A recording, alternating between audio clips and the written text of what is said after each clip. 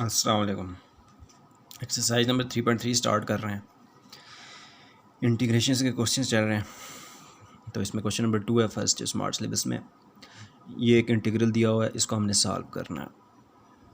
ऊपर सिर्फ D x है, डिनोमिनेटर में एक्स के प्लस 4x प्लस 13 है। ये एक पॉलिनॉमियल है, अलजेब्रिक एक्सप्रेशन है जिसकी डिग्री 2 है। अगर इसकी डिग्री 1 होती तो हम इसको सिंपल इंटीग्रेशन का फार्मूला यूज़ करके सॉल्व कर लेते। ये डिग्री 2 की पॉलिनॉमियल है, डिग्री 2 की पॉलिनॉमियल आ गई है तो हमें कंप्लीटिंग स्क्वायर मेथड लगाना है। कंप्लीटिंग स्क्वायर मेथड ये होता है कि ये जो इसमें 3 टर्म्स हैं 1 2 3, ये जो x पावर 1 वाली टर्म है, x पावर 1 वाली टर्म का जो कोफिशिएंट है उस कोफिशिएंट को लेना है, उसे हाफ़ करना है। 4 का हाफ़ करेंगे 2 बन जाएगा। उस हाफ़ का स्क्वायर हमें ऐड और सब्ट्रैक्ट कर देना है। 2 का स्क्वायर हमने ऐड और सब्ट्रैक्ट किया।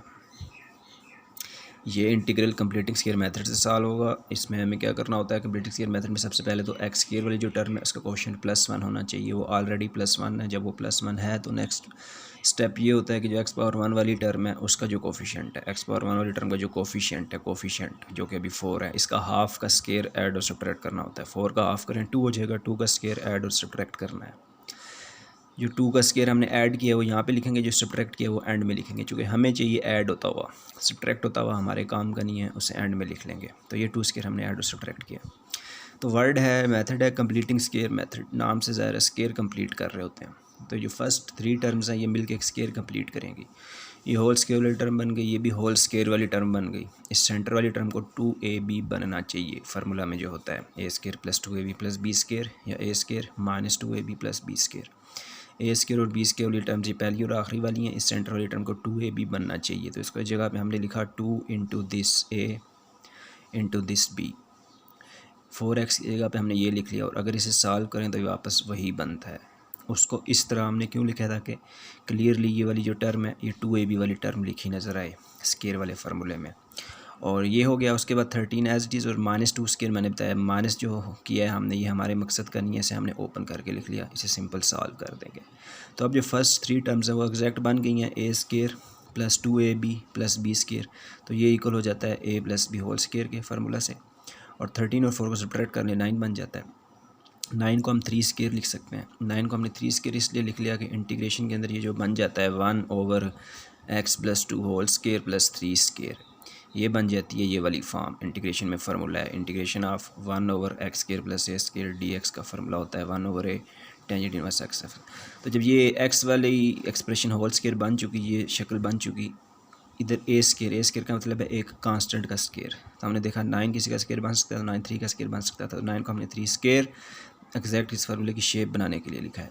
अब हमारा x की जगह पे कंप्लीट x + 2 है और a की जगह पे हमारा a है। तो ये भी देखा है कि हमने फार्मूले की हमें शेप कंप्लीट करनी होती है। हमेशा x की जगह x ही नहीं आ रहा होता, x की जगह कोई भी अलजेब्रिक एक्सप्रेशन हो सकती है, बस उसके ऊपर होल स्क्वायर होना चाहिए। तो ये x + 2 है, उसके ऊपर होल स्क्वायर है। ये ऐसी टर्म बन चुकी है। 3 स्क्वायर a² बन चुका है, तो इसकी राइट साइड होती है 1/a tan inverse x/a। Using this formula, ये फार्मूला है इंटीग्रेशन में। हमने इसका आंसर लिखा 1/a। क्या लिखा जाता है 1/a, यानी कि वो कांस्टेंट, हमारा कांस्टेंट a क्या है 3 है। 1/3 और आगे टेंजेंट इनवर्स ऑफ x/a लिखा जाता है। टेंजेंट इनवर्स ऑफ x हमारा x + 2 है /a3। और जब इंटीग्रेशन सॉल्व हो जाए एक constant of integration capital C add करना होता है। जब सारे इंटीग्रेशंस के साइंस ख़त्म हो जाए आंसर में एक C ऐड करना होता है, इसको बोलते हैं कांस्टेंट ऑफ इंटीग्रेशन। ये क्वेश्चन नंबर 2 था एक्सरसाइज 3.3 का।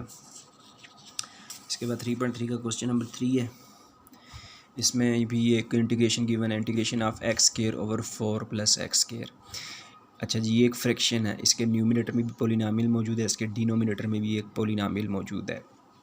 ऐसी अलजेब्रिक एक्सप्रेशन जिसकी पावर्स पॉजिटिव इंटीजर्स हों, ऐसी अलजेब्रिक एक्सप्रेशंस जिनमें आने वाली पावर्स पॉजिटिव इंटीजर्स हों, उनको पॉलिनॉमियल्स बोलते हैं। एक पॉलिनॉमियल दूसरी पॉलिनॉमियल से डिवाइड हो रही है, तो ऐसी फ्रैक्शन है हमारे पास। उसकी ऊपर वाले की डिग्री 2 है, नीचे वाले की डिग्री भी 2 है। डिग्री मालूम है क्या होती है, वेरिएबल की हाईएस्ट पावर। तो ऊपर वाले x की पावर 2 है, नीचे पे जहाँ x आ रहा है उसकी पावर 2 है। तो ये डिग्रीज़ इक्वल हो गई हैं। ये बन गई है एक इम्प्रॉपर फ्रैक्शन। इसे हमने पहले प्रॉपर बनाना है, तब इसकी इंटीग्रेशन हो सकेगी। अच्छा जी, ये इंटीग्रेशन है। ये डेरिवेटिव नहीं है, डी ओवर डी एक्स नहीं लिखा हुआ। डेरिवेटिव में तो अगर फ्रिक्शन आ जाए तो हमारे पास कोशेंट रूल होता है, यूज़ कर लेते होते हैं। ये इंटीग्रेशन है, इंटीग्रेशन में कोई कोशेंट रूल नहीं है। इंटीग्रेशन में हमें किसी न किसी तरीके से फ्रिक्शन को ख़त्म करना होता है या किसी फार्मूले की शेप बनानी होती है। तो यहाँ पर क्या होने वाला है, यहाँ पे एक पोलिनोमियल दूसरी पोलिनोमियल से डिवाइड हो रही है, एक फ्रैक्शन बनी हुई है। ये एक इम्प्रॉपर फ्रैक्शन है, चूँकि न्यूमिनेटर डिनोमिनेटर की डिग्री इक्वल है, डिग्रीज इक्वल हैं, तो जब तक डिग्रीज इक्वल है ये इम्प्रॉपर फ्रैक्शन है। और जब तक ये इम्प्रॉपर फ्रैक्शन है इसकी इंटीग्रेशन नहीं हो सकती है, इसको हमें पहले प्रॉपर बनाना होगा तब इंटीग्रेशन हो सकेगी। तो इसको हम पहले प्रॉपर बनाने लगे। तो ये प्रॉपर बनती है डिवीजन से, ये डिवीजन नीट का हिस्सा है, सोल्यूशन का पार्ट है। ऊपर जो भी लिखा हुआ है सिंगल टर्म है, जो भी है उसको हमने डिवीजन के साइन के अंदर लिखना है, और जो डिनोमिनेटर में लिखा हुआ है 4 + x² उसको बाहर लिख लेना है। उसके बाद x² को x² से डिवाइड करें, रफ स्टेप है। इस x² को इस x² से डिवाइड करें, 1 आता है, वो 1 हमने ऊपर लिख लेना है। इस 1 को ऊपर लिख के बाहर सबसे मल्टीप्लाई करना है बारी बारी। 1 4 ज़ा 4 हो जाएगा। अब ये जो आंसर यहाँ हमने सेकंड लाइन में लिखने होते हैं, 1 4 ज़ा 4 हो जाएगा, तो कांस्टेंट इसमें कोई कांस्टेंट नहीं है। दूसरी बात ये हमें लाइक टर्म्स एक लाइन में लिखनी होती हैं। जब 1 4 ज़ा 4 हो रहा है, इसमें कोई भी कांस्टेंट नहीं है, तो इस 4 को साइड पर लिख लेंगे, किसी के नीचे नहीं लिखेंगे। फिर 1 x² ज़ा किया, x² को हमने x² के नीचे लिख लिया, और 4 का साइन क्या बना था, प्लस। उसके बाद डिवीजन में लाइन डाल के सब्ट्रैक्शन की जाती है, सेकंड लाइन के साइंस चेंज किए जाते हैं। जब x² का साइन चेंज करेंगे ये माइनस हो जाएगा, ये x² कैंसिल हो जाएंगे, ओनली 4 बचेगा, बल्कि -4 बचेगा। तो ये डिवीजन का आंसर हमने लिखना है। ये हमने क्या लिया था, इंटीग्रेशन के अंदर से फ्रिक्शन ली थी, तो अब इस डिवीजन का आंसर भी इंटीग्रेशन के अंदर लिखना है। ये आंसर कैसे लिखा जाता है, ये जो ऊपर आ गया इसको बोलते हैं कोशेंट। इसको पहले लिखा जाता है, प्लस का साइन डाला जाता है और एक फ्रिक्शन डाली जाती है। ये जो रिमाइंडर आया डिवीजन में, इसको फ्रैक्शन के ऊपर लिखते हैं, न्यूमिनेटर में लिखते हैं, और जो डिवाइज़र है इसको डिवाइज़र बोलते हैं। ये जो डिवाइज़र है जो पहले से डिनोमिनेटर में है उसको डिनोमिनेटर में लिखा जाता है। तो ये हमने आंसर लिखा है इस डिवीजन का। अब ये इंटीग्रेशन 1 के साथ और इस फ्रैक्शन के साथ सिंपली अलग अलग हो जाएगी, और जहाँ जहाँ इंटीग्रेशन जाएगी ना, dx भी उतनी बार ही आएगा। जब 1 के साथ इंटीग्रेशन का साइन अलग हुआ है, 1 के साथ ये dx भी अलग हो जाएगा। जब इस फ्रैक्शन के साथ ये इंटीग्रेशन अलग हुई, इसके साथ dx भी अलग हो जाएगा। अच्छा जी, 1 की इंटीग्रेशन आ गई है, इंटीग्रेशन ऑफ 1।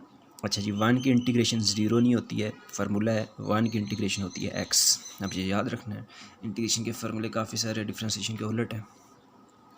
डिफ्रेंसिएशन में अगर याद हो तो 1 अकेला कांस्टेंट है और हर अकेले कांस्टेंट का डेरिवेटिव 0 होता है, लेकिन 1 की इंटीग्रेशन 0 नहीं होती। याद करना है 1 की इंटीग्रेशन x होती है, 1 की इंटीग्रेशन हो जाएगी x। तो जब हमने ये x लिख लिया ना, इंटीग्रेशन का साइन भी ख़त्म, dx भी ख़त्म, ओनली x लिख लिया। उसके बाद ये -4 न्यूमिनेटर में कांस्टेंट है, इंटीग्रेशन से बाहर आ जाएगा, बाहर प्लस है, प्लस के साथ -4 मल्टीप्लाई होगा, फाइनली -4 बन जाएगा। तो अंदर न्यूमिनेटर में 1 रह जाएगा, और साथ ही डिनोमिनेटर वाले 4 को हमने 2² बना लिया। डिनोमिनेटर वाले 4 को 2² बना लिया, और plus x² as it is. अब ये क्या बन गया, integration of 1/2² plus x² dx। ये इंटीग्रेशन एग्जैक्ट फॉर्म बन चुकी है इस फार्मूला की, integration of 1/a² plus x² dx। ये इंटीग्रेशन में फार्मूला है, बहुत यूज़ होता है। Integration of 1/a² plus x², यानी कि एक कांस्टेंट का स्केयर प्लस x का स्केयर, साथ में dx हो तो आंसर होता है 1/a tan inverse of x/a। बिल्कुल यही चीज़ यहाँ पे बन रही है। a हमारा 2 है तो इसका आंसर यूज़ किया 1/a, हम 1/2 लिखेंगे, tan inverse of x/a, tan inverse of x/a x/2, bracket close and C. ये 2 इस 4 को कैंसिल करेगा, यहाँ पर 2 रह जाएगा, x - 2 tan inverse x/2 plus. अब यहाँ पे जब इस स्टेप में जैसे ही इंटीग्रेशन का साइन ख़त्म हुआ, एक कैपिटल C ऐड करेंगे और वो एंड तक आंसर में जाएगा। क्वेश्चन इंपॉर्टेंट है। तो ये था क्वेश्चन नंबर 3.3 का। नेक्स्ट क्वेश्चन नंबर 4 है, integration of 1/x multiply by log of x dx। अच्छा जी, इसमें सबसे पहले हमें एक अरेंजमेंट बनानी है, अच्छा जी, ये जो इंटीग्रेशन है ना, इसमें ढेर सारी लॉजिक्स इन्वॉल्व है। इंटीग्रेशन में क्वेश्चन को लिख कर देख कर सोचना पड़ता है, रुक कर, कि ये वाली इंटीग्रेशन कैसे सॉल्व होगी। डिफ्रेंसिएशन में तो जैसे क्वेश्चन है बस फार्मूला आता हो तो हर फंक्शन का हर शेप में फार्मूला मौजूद होता है, डिफ्रेंसिएशन खुद ब खुद चल पड़ती है अगर सारे फार्मूले आते हो तो। इंटीग्रेशन में ऐसा नहीं है, इंटीग्रेशन में काफ़ी सारी लॉजिक्स हैं। गिवन इंटीग्रल को देख के हमें पहले सोचना होता है कि इस इंटीग्रल को हम कैसे सॉल्व करें। ये जो इंटीग्रल दिया हुआ है इसमें 1/x multiply by log x लिखा हुआ है, इसमें जो डिनोमिनेटर का दूसरा वाला फंक्शन है ना log x, इसका डेरिवेटिव हम सोचेंगे। log ऑफ x का डेरिवेटिव सोचें, याद करें तो log ऑफ x का डेरिवेटिव होता है 1/x। तो यहाँ से ये अरेंजमेंट पता लगती है कि 1/log x को सेपरेट कर लेना चाहिए और 1/x को सेपरेट कर लेना चाहिए। तो यानी कि सबसे पहले ये वाली फ्रैक्शन ब्रेक कर दी है, इसके डिनोमिनेटर का x और इसके डिनोमिनेटर का log x सेपरेट किया है।